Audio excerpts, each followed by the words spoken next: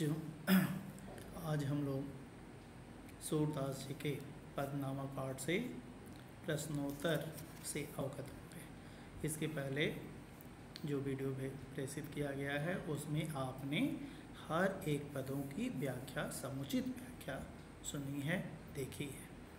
आज पाठ्य पुस्तक के जो प्रश्नोत्तर हैं उनसे हम लोग अवगत होंगे।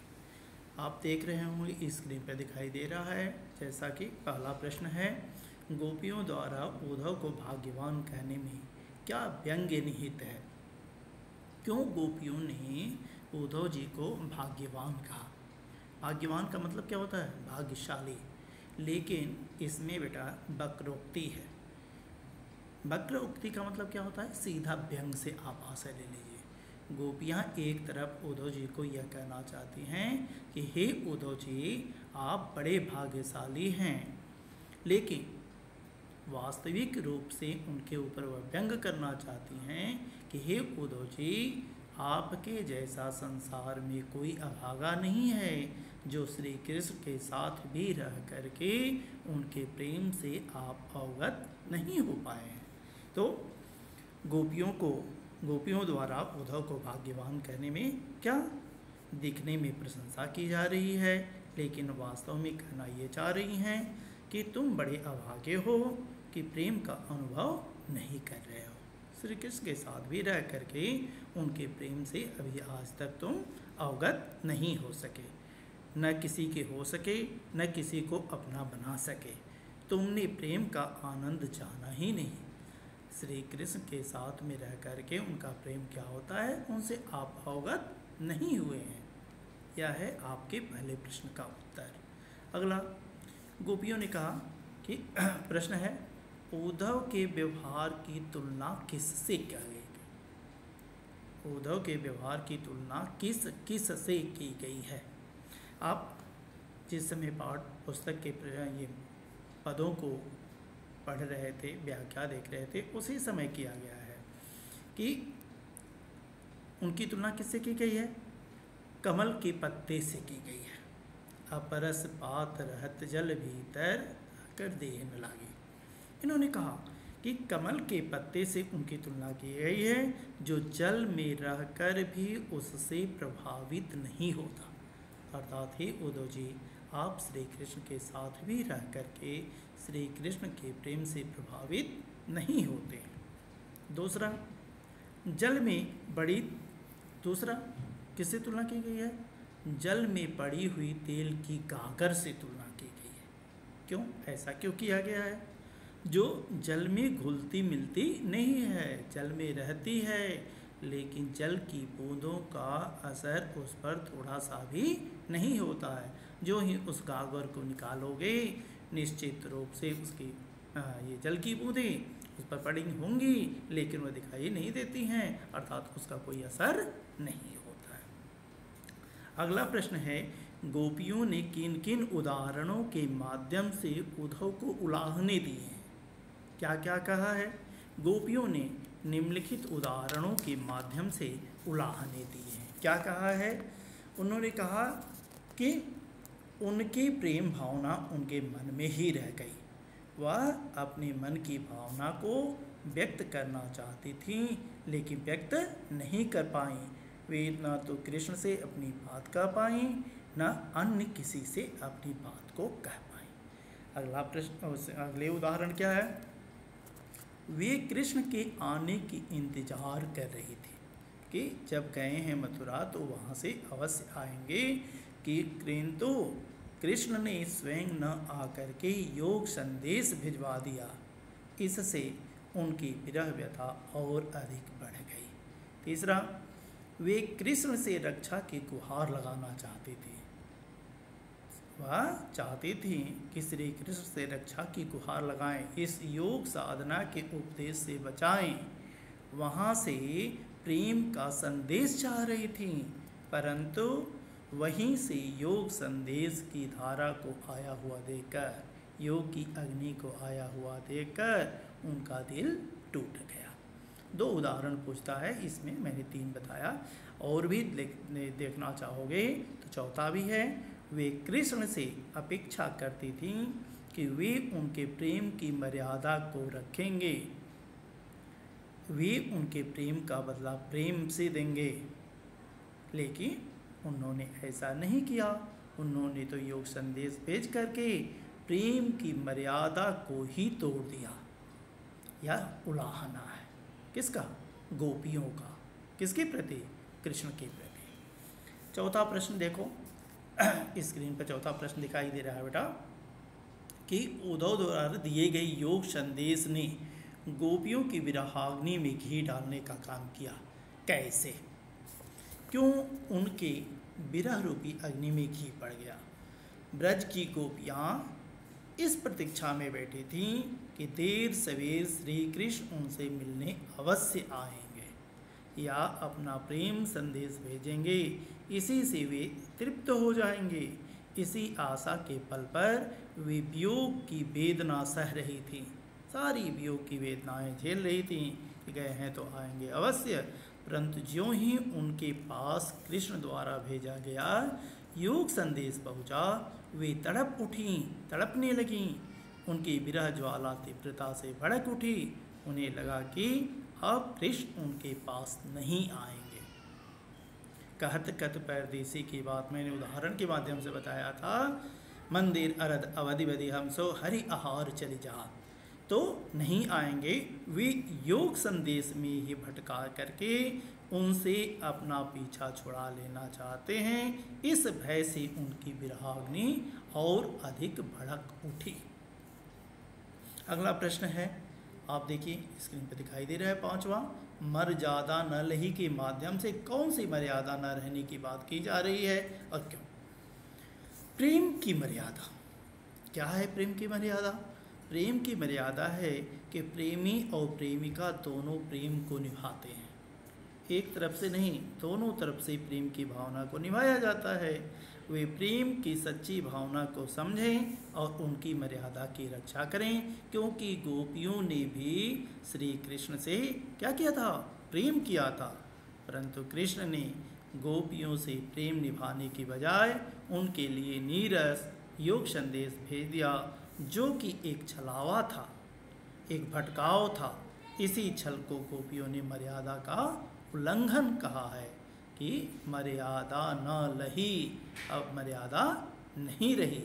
क्योंकि प्रेम करने वाला प्रेम करता है, लेकिन यहाँ तो प्रेम नहीं किया जा रहा है, बल्कि क्या योग संदेश भेज करके और अधिक तड़पाया जा रहा है।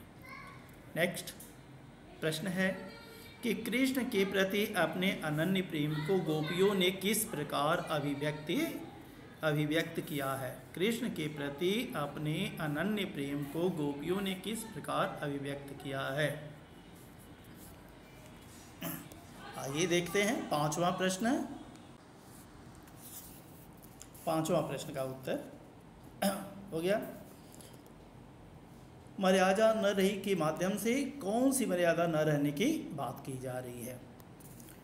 प्रेम की मर्यादा की, ये अभी मैंने बताया इस प्रश्न का उत्तर न। अगला प्रश्न है कि कृष्ण के प्रति अपने अनन्य प्रेम को गोपियों ने किस प्रकार अभिव्यक्त किया? छठवां प्रश्न देखेंगे है कि गोपियों ने कृष्ण के प्रति अपने अनन्य प्रेम को निम्नलिखित युक्तियों से व्यक्त किया है। किस युक्ति से? पहला, वे स्वयं को कृष्ण रूपी गुड़ पर लिपटी हुई चींटी कहती हैं। क्या कहती हैं? कि जैसे चींटियाँ गुड़ का स्वाद लेने के लिए जाती हैं और उसी पर चिपक जाती हैं, ठीक उसी प्रकार से हम गोपियाँ श्री कृष्ण के गुड़ रूपी स्वाद को लेने के लिए जाती हैं और उनके सौंदर्य में ही लिपट जाती हैं। वे स्वयं को हारिल पक्षी की लकड़ी के समान बताती हैं, जिसने श्री कृष्ण प्रेम रूपी लकड़ी को दृढ़ता से थामा हुआ है, कभी छूटने देना नहीं चाहता है। तीसरा, वे मन, वचन और कर्म से श्री कृष्ण को मन में धारण की हुई हैं, उनसे वह अलग नहीं होने देना चाहती हैं। अगला, वे जागते, सोते, दिन रात और यहाँ तक कि सपने में वे श्री कृष्ण का नाम ही रटती रहती हैं, कभी श्री कृष्ण को भूलना नहीं चाहती हैं। अगला, वे कृष्ण से दूर जाने वाले योग संदेश को सुनने के लिए व्यति व योग संदेश जो आया हुआ है उस योग संदेश को सुन करके उससे अपना पिंड छुड़ाना चाहती हैं, योग संदेश कभी सुनना नहीं चाहती हैं। तो यह है 6वें प्रश्न का उत्तर। अगला प्रश्न है बेटा, देख रहे हो, गोपियों ने उद्धव से योग की शिक्षा कैसे लोगों को देने की बात कही है। या तो सूरति नहीं ले सौ को जिनकी मन चकरी, आप पढ़ते समय पढ़े हैं उसी को एक्सप्लेन कर देना है, आपका उत्तर हो जाएगा बेटा।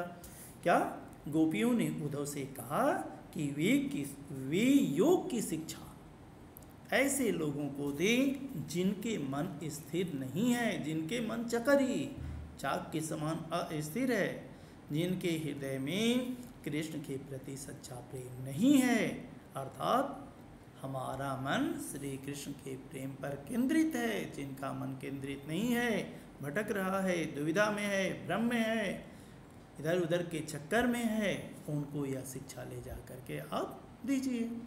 बहुत सिंपल।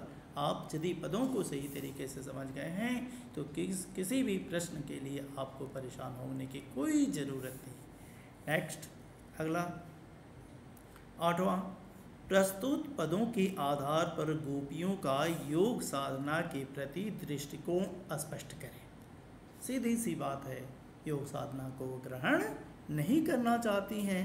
सूरदास के पठित पदों के आधार पर अब तो यह निर्विरोध रूप से कहा जा सकता है कि गोपियाँ योग संदेश को नीरस, व्यर्थ और अवांछित बताती हैं, जिसको ना चाहा जाए।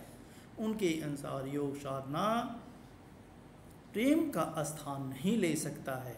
प्रेमी जन योग मार्ग द्वारा नहीं बल्कि प्रेम पूर्ण समर्पण के द्वारा ही ईश्वर को प्राप्त कर लेते हैं। योग साधना अपनाने की कोई ज़रूरत नहीं होती है। उनके अनुसार योग साधना तो उनके प्रेम की दिवाग्नि में बल्कि क्या बाधा डालने वाली है। सुनत जोग लागत है ऐसो जो करवी क करे। इसी एक लाइन से ही पूरी बात स्पष्ट हो जाती है कि उन्होंने योग साधना को क्या करवी कड़ी के समान बताया है कि यह योग साधना हम लोगों के लिए उपयुक्त नहीं है बल्कि क्या है, अनुपयुक्त है। नेक्स्ट, अगला है कि गोपियों के अनुसार राजा का धर्म क्या होना चाहिए, राजा कैसा होना चाहिए। गोपियों के अनुसार राजा का धर्म यह होना चाहिए कि वह प्रजा को अन्याय से बचाए, उन्हें सताए जाने से रोके। राज धर्म तो यही सो प्रजा न जाहि सताई, आप पंक्ति पढ़े हैं। अर्थात राजा का कर्तव्य यह होना चाहिए कि किसी भी प्रकार से प्रजा को किसी प्रकार कोई कष्ट न होने पाए, बल्कि जो कष्ट देने वाला है उसको क्या यह कोशिश करें कि कष्ट ना दिया जाए, उससे रक्षा की जाए। नेक्स्ट, गोपियों को कृष्ण में ऐसे कौन से परिवर्तन दिखाई दिए जिनके कारण वे अपना मन वापस पा लेने की बात कर रही हैं। आगे देखिए प्रश्न क्या करना चाहता है। गोपियों को लगा कि कृष्ण मथुरा में जाकर के बदल गए हैं। यहाँ थे तो कृष्ण कोई और थे और वहाँ जाकर के कुछ और हो गए हैं। वे अब गोपियों से प्रेम नहीं करते, इसलिए वे स्वयं उनसे मिलने नहीं आए बल्कि अपने जगह योग साधना का संदेश भेज दिया। दूसरे उन्हें लगा कि अब कृष्ण राजा बनकर राजनीतिक चालें चलने लगे हैं। राजा का जो प्रमुख अस्त्र है वह अब वो चलने लगे हैं। छल कपट उनके स्वभाव का अंग हो गया है, इसलिए वे वहाँ से अपना प्रेम संदेश भेजने के बजाय योग संदेश भेज रहे हैं। अब वह हम लोगों से वास्तविक रूप से प्रेम करते ही नहीं। यह है आपके प्रश्न नंबर 10 का उत्तर। अगला प्रश्न है 11वां प्रश्न देखो। गोपियों ने अपनी वाक चातुर्य के आधार पर ज्ञानी उद्धव को परास्त कर दिया। उनके वाक चातुर्य की विशेषताएं लिखिए। क्या वाक बने वाणी होता है, उनकी वाणी की चतुराई क्या थी, कैसे उन्होंने अपनी बात में उद्धव जी को फंसा लिया, और उद्धव जी को निरुत्तर कर दिया। गोपियाँ वाणी में चतुर तो थी ही, वे बात बनाने में किसी को भी पछाड़ देती थी। यहाँ तक कि ज्ञानी उद्धव उनके सामने गूंगे हो गए, लाचार हो गए, पंगु हो गए। कारण यह कि गोपियों के हृदय में श्री कृष्ण का सच्चा प्रेम था। किसी उमड़ाव, किसी जबरदस्त आवेग के द्वारा उद्धव कोई बोलती बंद हो गई। सच्चे प्रेम में इतनी शक्ति होती है कि बड़ा से बड़ा ज्ञानी भी उसके सामने घुटने टेक देता है, जैसा कि उद्धव जी ने इन गोपियों के सामने अपने घुटने टेक दिए। जैसा कि गोपियों ने कहा कि हम लोगों का मन श्री कृष्ण चुरा करके लेकर चले गए हैं, यदि आपके पास ऐसी शक्ति है तो हम लोगों का मन कृष्ण से दिलवा दीजिए, फिर उसके बाद कहिए हम लोग आपके द्वारा बताए गए योग साधना को ग्रहण करने के लिए तैयार हैं। अर्थात न ऐसा होगा और न योग साधना का उपदेश ग्रहण करने के लिए ये हम लोगों से कहेंगे। ये कहते हैं वाणी की चतुराई, बात भी कह दी जाए और बात होने लायक हो भी नहीं। अंतिम प्रश्न इस पाठ का है, संकलित पदों को ध्यान में रखते हुए सूर साहित्य के भ्रमर गीत की प्रमुख विशेषताएं बताइए। यह एक ऐसा प्रश्न है बेटा जिसमें इस चैप्टर की सारी विशेषता निहित होती है। सारी विशेषता से आप अवगत हो सकते हैं। ध्यानपूर्वक यदि सुनोगे तो सारी विशेषताएं इसमें आ जाती हैं। क्या?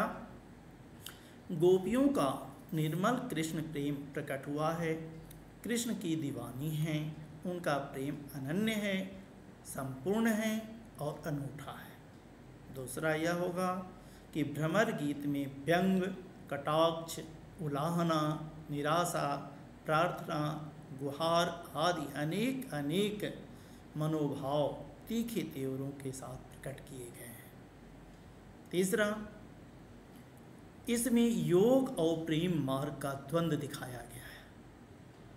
प्रेम के सम्मुख योग साधना को तुच्छ दिखला करके प्रदर्शित किया गया है कि प्रेम के सामने योग साधना का कोई स्थान नहीं है। ये पद संगीत की दृष्टि से बहुत ही मनोहारी हैं, गेय हैं। सूरदास जी का जो पद है वह गेय शैली में है। गेय शैली का मतलब क्या होता है? जिसको बड़ी आसानी से गाया जा सकता है। इसमें ब्रज भाषा की कोमलता, मधुरता और सरसता देखने योग्य है। इसकी भाषा अलंकार युक्त है। जो भी अलंकार आए हैं वे सहज जनजीवन से आए हैं और काव्य का एक अंग बन गए हैं, स्वाभाविक हैं। उसमें कहीं भी दिखावा नहीं है। कहीं कहीं अलंकार न के बराबर हैं तो भी सरसता में कोई कमी नहीं, क्योंकि अलंकार क्या? काव्य का गहना है, उसके बिना काव्य नीरस हो जाता है। लेकिन सूरदास जी के साहित्य में कभी भी काव्य नीरस नहीं होने पाया है। अत्यंत सरसता है, मधुरता है, देखते ही बनता है। तो यह है श्री कृष्ण के ये सूरदास जी का जो पद है, उस पद के प्रश्नोत्तर।